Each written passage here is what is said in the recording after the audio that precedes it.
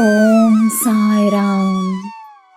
ನನ್ನ ಮುದ್ದಿನ ಮಗುವೆ, ನಿನ್ನ ಕೋಪದಲ್ಲಿ ಕಾರಣವಿತ್ತು. ಕಾರಣವಿರುವ ಕೋಪದಲ್ಲಿ ನ್ಯಾಯವಿರುತ್ತದೆ.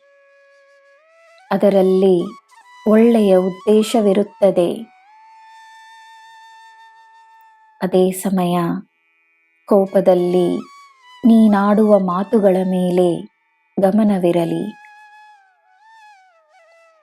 ಕೋಪವನ್ನು ಶಾಂತವಾಗಿ ವ್ಯಕ್ತಪಡಿಸಿದಾಗ ಅದರಲ್ಲಿ ಶಕ್ತಿ ಇರುತ್ತದೆ. ನಿನ್ನ ಶಾಂತಿಯನ್ನು ಕಳೆದುಕೊಂಡು ಯಾವ ಕೆಲಸವನ್ನು ಮಾಡಬೇಡ.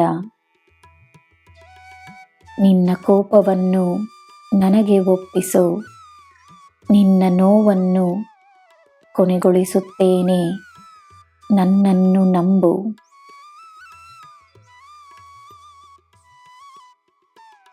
ಯೋಜನೆ ಏನಾಗಿರಬೇಕು, ದಾರಿ ಯಾವುದೆಂದು ಅರ್ಥವಾಗದಿದ್ದಾಗ ತನ್ನೊಳಗಿನ ಧ್ವನಿಯನ್ನು ನಂಬು. ಧ್ಯಾನದಲ್ಲಿ ನೀನು ತನ್ನನ್ನು ಪಡೆಯಬಹುದು. ನನ್ನ ಉಪಸ್ಥಿತಿಯನ್ನು ಅನುಭವಿಸಬಹುದು. ನನ್ನ ಪವಾಡಗಳನ್ನು ಗುರುತಿಸಬಹುದು. ನಿನಗೆ ಸಿಗುವ ಕೆಲಸ ನನ್ನದೇ ಆಶೀರ್ವಾದವಾಗಿದೆ. ನನ್ನ ಆಶೀರ್ವಾದಗಳಿಂದ ನೀನು ಎಂದೂ ದೂರವಲ್ಲ.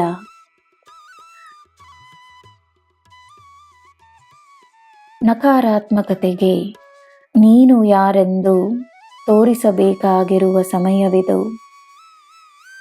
ಒಂದಾದ ಮೇಲೆ ಒಂದು ವಿಷಯ ನಿನ್ನನ್ನು ನಕಾರಾತ್ಮಕ ಮಾರ್ಗಕ್ಕೆ ತಳ್ಳಿದರೆ ನೀನು ಸಕಾರಾತ್ಮಕ ಶಕ್ತಿ ಎಂದು ತೋರಿಸು.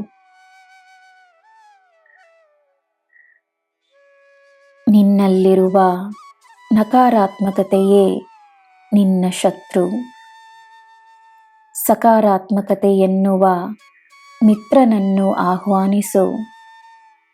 ನಿನ್ನ ಸಹಾಯಕ್ಕೆಂದು ಕರೆ.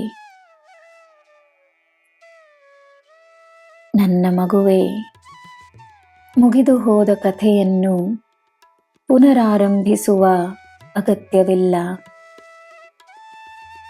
ನಿನಗೆ ನಾನು ನೀಡಿರುವ ಹೊಸ ಅಸ್ತಿತ್ವ, ನಿನಗೆ ತೋರಿಸಿರುವ ಹೊಸ ಮಾರ್ಗ ನಿನಗೆ ಹೊಸ ಜೀವನವನ್ನು ನೀಡುತ್ತದೆ.